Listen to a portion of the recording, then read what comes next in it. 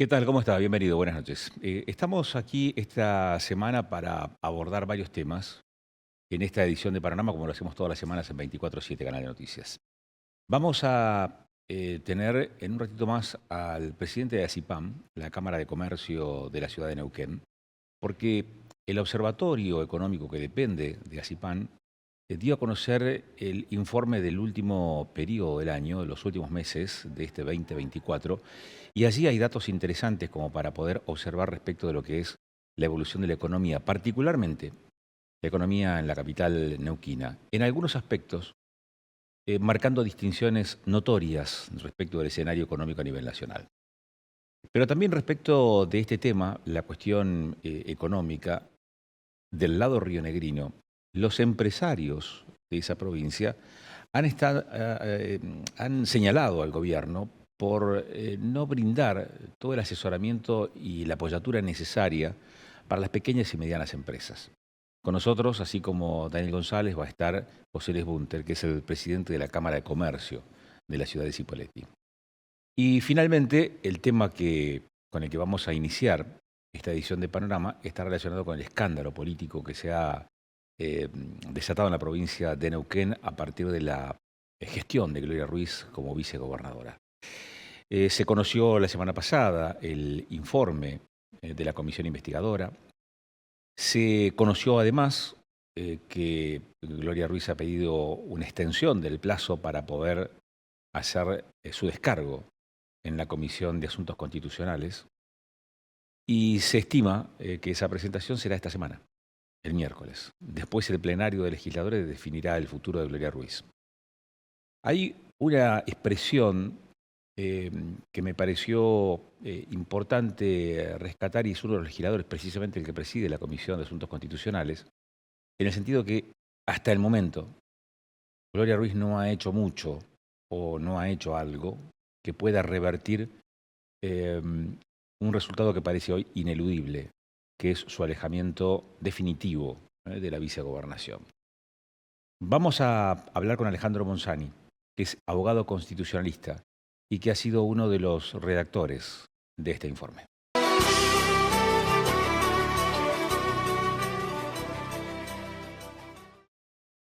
Alejandro Monzani es abogado y es constitucionalista, además de estar vinculado a la docencia en la Universidad Nacional de Comahue en la carrera de abogacía. Vamos a hablar con él de este escándalo en la legislatura.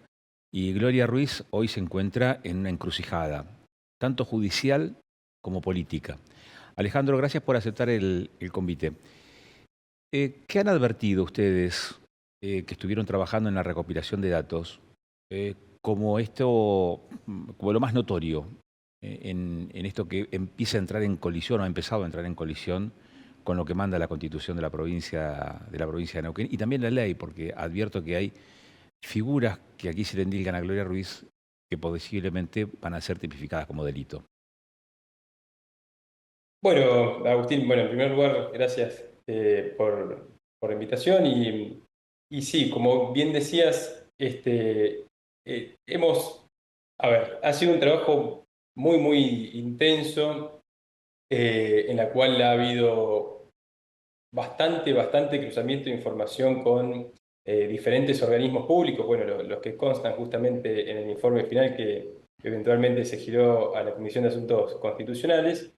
Y la verdad que la información era bastante interesante en términos de, por lo menos, sugerir, en los términos en que estaba y se estableció la Constitución investigadora, que vale destacar, ya concluyó con su objetivo principal, que es justamente la elevación del informe final, que llamaban la atención. En esencia son ni más ni menos que información tal vez un poco más profundizada de las que han sido publicadas en los diferentes medios de comunicación. Qué sé yo, el caso más emblemático es el caso de la camioneta Toyota, el caso de los potenciales sobreprecios en las contrataciones directas, etcétera.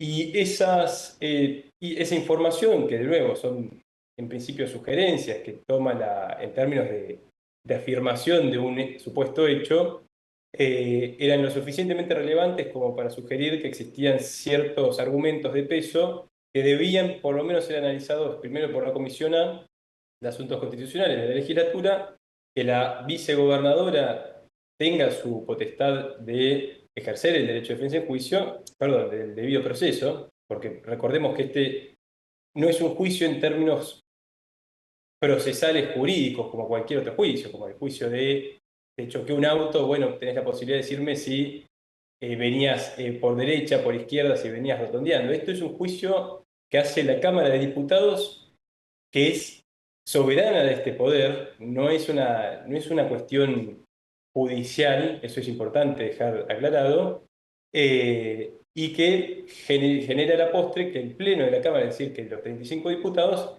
debatan si efectivamente corresponde la declaración de inhabilidad moral de la vicegobernadora. Lo que quiero decir básicamente es, y dejar en claro tal vez, es que la información que le llegó en su momento al equipo que estuvo trabajando en el informe final, que después fue elevado a la Comisión de Asuntos Constitucionales, ha sido en gran parte información que fue replicada en los medios periodísticos con mayor, por supuesto, profundidad, y que ha sido, ni más ni menos, una colaboración de muchísimos organismos públicos que constan justamente en el informe final, y que ha sido, la verdad, muy interesante en términos tanto técnicos como, por supuesto, en términos institucionales, ¿cierto?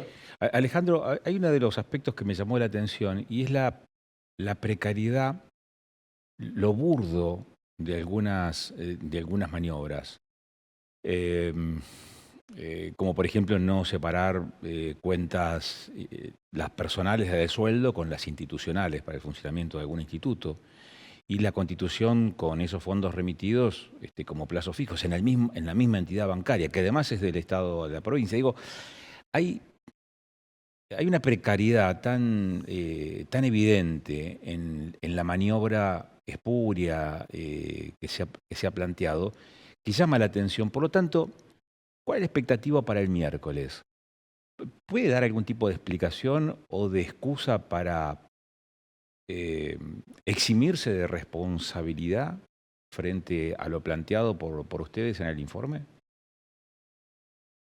Bien, Agustín, a ver, yo sí debería decir una cuestión en términos estrictamente técnicos. Eh, éramos parte, digamos, de un grupo profesional abocados al asunto. Por supuesto, la decisión está en cabeza de los 35 diputados provinciales electos por el pueblo neuquino. Eh, y dicho ello, las posibilidades de explicación de nuevo tienen que ser desde un punto de vista, qué es lo que el pueblo espera de una persona que es vicegobernador o vicegobernadora. Dicho de otra forma, no creo que esta sea una cuestión que se debata en, che, te traigo este comprobante, que dicho sea de paso, lo dudo mucho que suceda, es una opinión personal, este comprobante que dice que yo actué regularmente, sino que es una cuestión en términos de qué es lo que moralmente el pueblo neuquino, representado por los 35 diputados, espera de la función de una vicegobernadora. Dicho esto, el pueblo neuquino espera que la legislatura sea utilizada como medio de políticas, o espera que la legislatura solo y solo esté encargada de redactar leyes, que a mi modo de ver la cuestión es lo que le corresponde a la legislatura. El pueblo de Neuquén espera que se puedan transferir fondos públicos a cuentas particulares o no lo espera. Es decir, la cuestión acá es una cuestión de moralidad y por eso incluso te diría que, esto ya es una apreciación personal, ¿cierto? La posición de la vicegobernadora en la oportunidad de la primera intervención ante la Comisión de Asuntos Constitucionales, entonces el viernes pasado, de no dar explicaciones, no es una cuestión, digamos, técnica. Habla mucho no haber hablado la vicegobernadora, porque no le está hablando necesariamente a los 35 diputados, sino que le está hablando al pueblo neuquino. Y de nuevo, el pueblo neuquino no va a fallar de acuerdo a lo que un juez técnico instruido en el derecho penal o civil, si se quiere, fallaría, sino que va a debatir en función de la moralidad. Y de nuevo, por eso el silencio de la vicegobernadora en la primera intervención, deja mucho que desear en términos de qué es lo que puede esperar el pueblo neuquino de un funcionario que es jerárquicamente muy importante, ¿no? Como es el vicegobernador. Hay muchísimas otras precisiones que habría que se podrían decir respecto a algunos planteos en términos más técnicos y jurídicos. De hecho, a ver, la cuestión de inhabilidad moral no es un tema nuevo. Pareciera que esto ha generado digamos, descubramos la pólvora y es falso porque la Corte Suprema de Justicia de la Nación ya ha trabajado sobre un caso Bassi en el 2007 en el cual se promovió la declaración de inhabilidad moral de un diputado de Tucumán. Y esto, digamos, ya la Corte ya lo ha resuelto. Hay muchísimas cuestiones que ha planteado el letrado porteño contratado por la vicegobernadora que son cuanto menos desatinadas desde mi humilde punto de vista en términos técnicos. Yo también me fui un poco por la tangente, pero lo que quiero dejar en claro, al menos desde mi punto de vista, es que eh, es un juicio en términos morales. Y esta cuestión creo que ya está bastante clara a dónde va el norte, porque de nuevo le está hablando al pueblo neuquino. ¿Qué es lo que el pueblo neuquino está esperando de la función pública que ejerce un vicegobernador? ¿Eh? Nadie puede alegar su desconocimiento, y mucho menos una figura que esté en el segundo peldaño de importancia institucional en la provincia de Neuquén. Ahora llama la atención que el entorno tampoco haya advertido este tipo de circunstancias. Ustedes que estuvieron analizando en detalle para poder hacer la síntesis que después se convirtió en el informe de la comisión investigadora, ¿llamó la atención esto? No solamente uno podría llegar a decir o la ignorancia o la soberbia o ambas cosas en la figura de Ruiz. ¿En qué medida lo sorprendió digamos, todo esto que fueron descubriendo e incorporando ese informe, Alejandro? Sí, un montón nos sorprendió Agustín, porque, a ver, digamos, para ser totalmente honesto, como abogado uno se pone en el famoso rol del abogado del diablo. Digamos, hay muchísimas cuestiones en las cuales yo, si hubiese tenido la oportunidad de asesorar el ejercicio de la función de una vicegobernadora, eh, los hubiese advertido. Qué sé yo, la contratación directa. Eh, lo que hemos recabado es el exceso de los montos permitidos por la normativa neuquina en términos de contratación directa, y eso cualquier persona medianamente instruida en materia de derecho administrativo, y ni siquiera tiene que ser con especialización al efecto, se lo advertiría a la funcionaria pública. Digamos, hay algunas cuestiones que son bastante burdas desde el punto de vista técnico, que sin lugar a dudas nos llaman la atención, y de hecho, al punto de que cuando advertíamos que existía algún tipo de irregularidad, reveíamos si efectivamente estábamos viendo lo que nuestros ojos estaban leyendo, porque, como después se quedó plasmado en la investigación, efectivamente eran unas irregularidades no solamente manifiestas, sino que rayanas a la conducta delictiva. Motivo por el cual, por supuesto, el Ministerio Público Fiscal, en el ámbito de la justicia penal, está trabajando no solamente respecto a la hermana de al hermano de la vicegobernadora, sino también a la propia vicegobernadora, Claro. ¿cierto?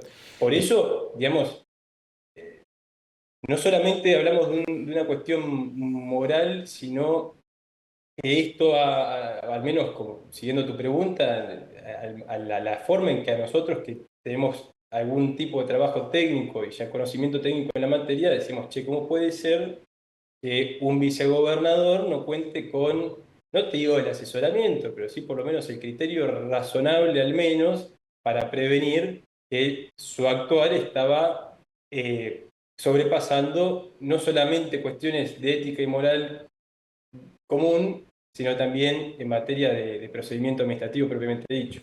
La, La la verdad ul- que fue llamativo, fue claro, sumamente llamativo. la última pregunta y apelo a tu capacidad de síntesis, Alejandro.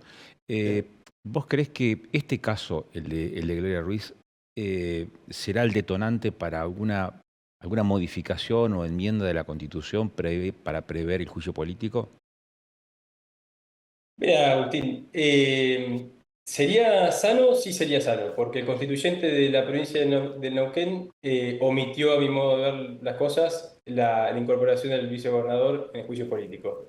Sería muy sano y sería interesante que trabaje una eventual convención constituyente en la materia. No es una simple enmienda, a mi modo de ver las cosas, aunque pareciera serlo, pero sería bastante sano que eso sucediera.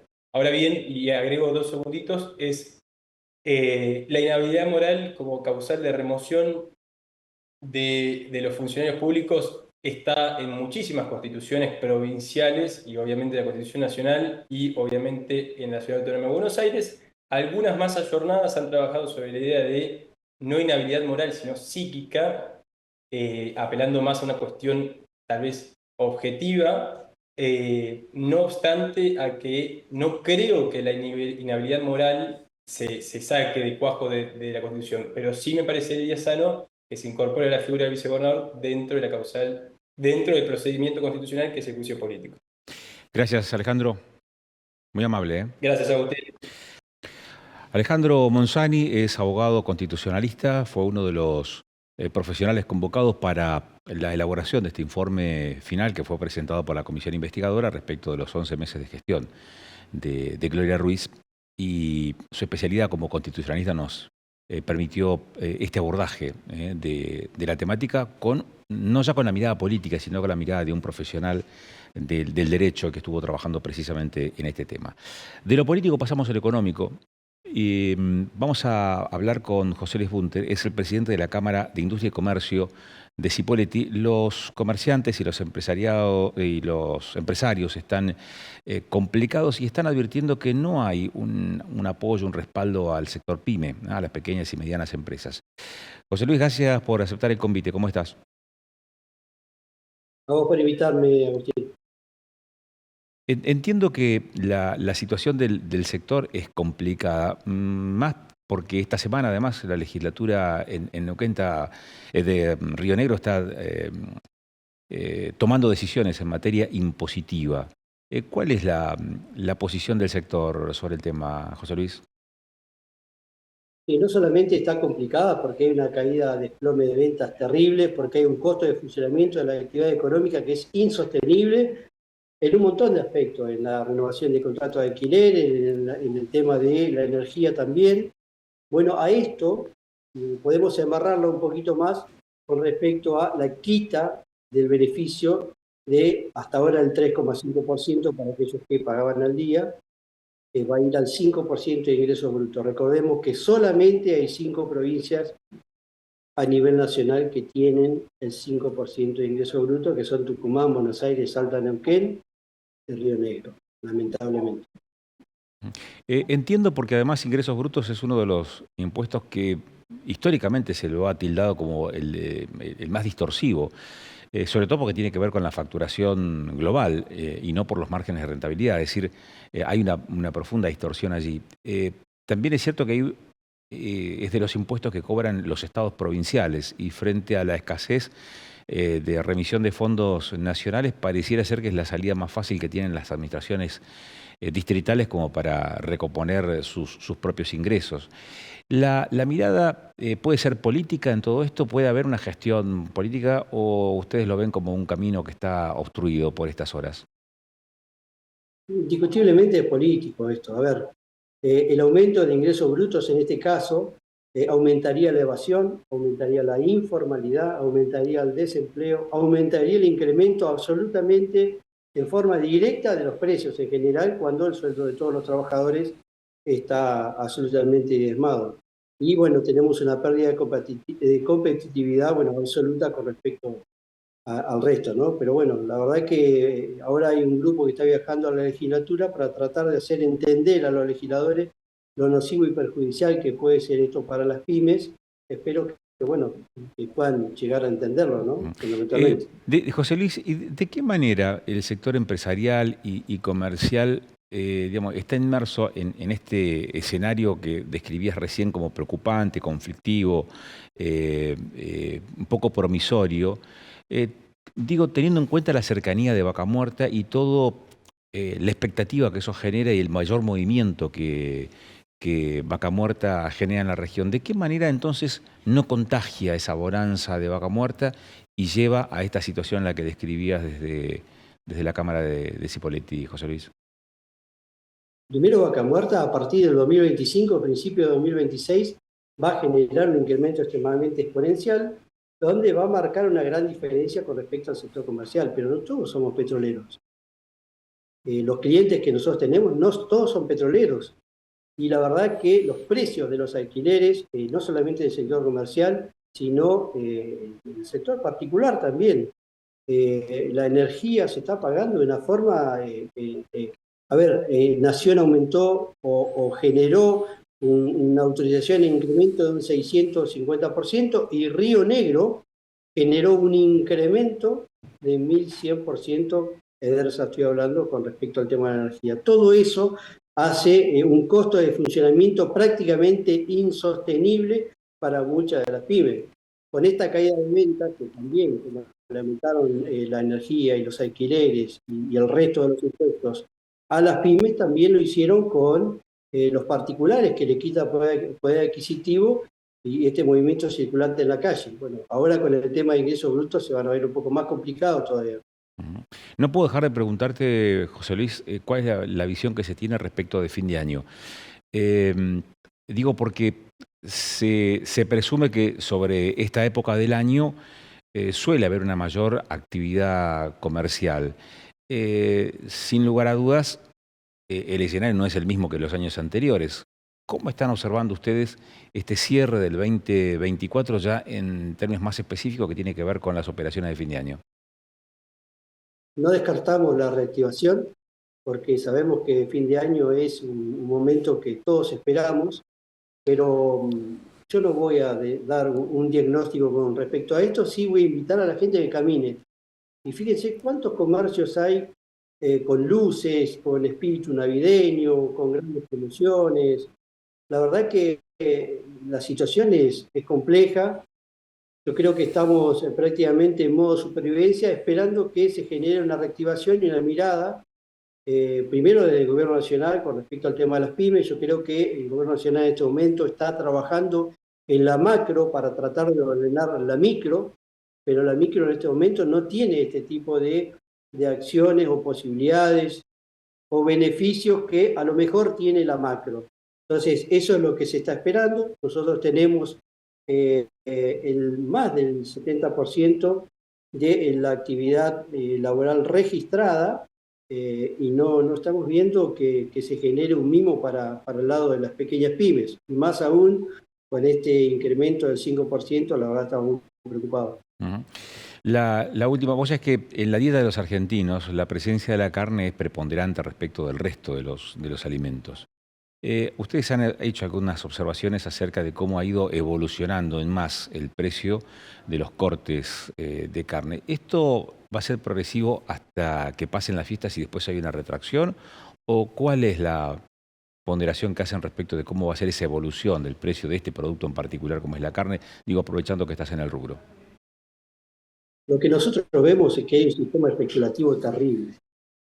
A ver, vos notás, por ejemplo, algunos cortes específicos que tienen mucha salida en las fiestas. A principios de noviembre ya nos estaban vendiendo, se están acopiando para poder venderlo después de todos los incrementos que se vienen y que dijeron que iban a haber un 20% de aumento y que periódicamente de acá a las fiestas iban a haber pequeños incrementos que se iban a sumar a ese 20%. Bueno, después se va a bajar toda esta cantidad de mercadería que se tiene en algunos frigoríficos extremadamente acopiada. Lo vemos en los corderos también, que en noviembre ya teníamos, fines de noviembre, principio de diciembre, todos los corderos del sur, todavía no han llegado, van a llegar cerca de la fiesta, con un incremento importante en los precios. Entonces, esto es ponerse de acuerdo, generar un incremento y marcar una gran diferencia. Eso nos llena un montón de bronca a nosotros,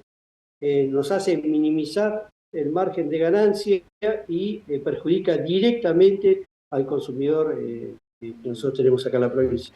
Así como puede haber una alza, o está registrándose un incremento en esos precios de los cortes de carne, producto de la fiesta, la proximidad de las fiestas, ¿advierten que después en enero eso empieza a normalizarse o a volver, en todo caso, a su valor anterior? O, pregunto esto por los niveles de inflación que están teniendo en los últimos meses la Argentina, ¿no? 2, 3%, 4% en algunos de los casos, ¿no? Va a bajar por una cuestión de consecuencia, va a bajar por una cuestión de no venta.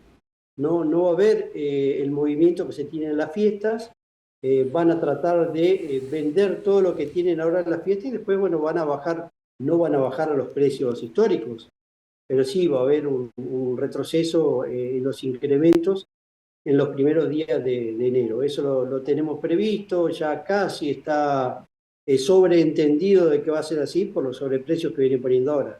Claro. José Luis, muchas gracias por la gentileza, muy amable. Por favor, a vos como siempre. José Luis Bunter es el presidente de la Cámara de Industria y Comercio de la ciudad de Cipolletti. Esta semana la legislatura provincial rionegrina está discutiendo, debatiendo y tomando decisiones sobre uno de los tributos provinciales, como es el de ingresos brutos. Un impuesto que históricamente ha sido tipificado como de muy distorsivo por la forma que tiene de aplicación y por la imposibilidad de desgravar, ¿no? Por operaciones anteriores. Y eso, a eso se le agrega el contexto actual. José Luis viene del negocio de la carne y con él aprovechamos estos minutos finales para hablar precisamente de la evolución de los precios de los productos cárnicos en función de la fecha, las fiestas de fin de año. Y nos hablaba y nos daba cuenta de cuáles son los aumentos, 20% en principio y después otros aumentos semanales hasta que pasen las celebraciones de fin de año. Cuando regresemos, después de la tanda, vamos a seguir hablando de números y de economía, porque ha presentado su informe más reciente, el Observatorio Económico de la Cámara de Comercio de Neuquén.